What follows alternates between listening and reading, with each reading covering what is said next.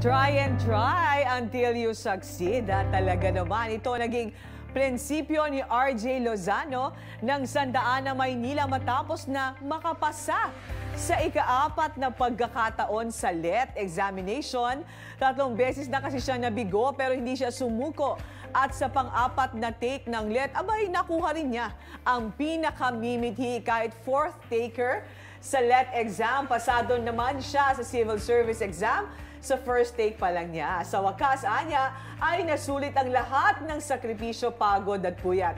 At bago nakamit ang pangarap na maging isang ganap na guro, nagtrabaho bilang isang security guard at construction worker si RJ. At para mag-spread ng good vibes, makakausap natin si RJ Lozano via phone. Ayan. Congratulations, RJ! Thank you po, ma'am. Thank you po. Uy, finally, ha? Sa awa ng Diyos, nakapasa na tayo, ha? Ano naman ang feeling mo ngayon na talagang go, go, go ka?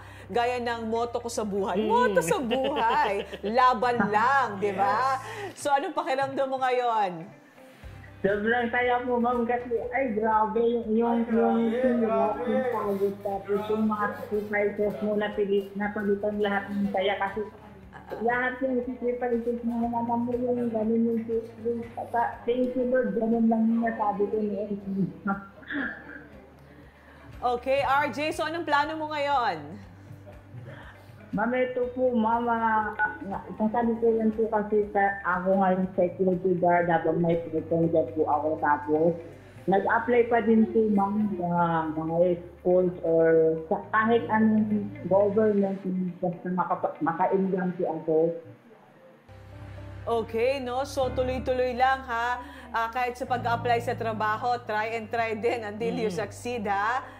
Yes, ma'am. So, kanino mo inaalay itong tagumpay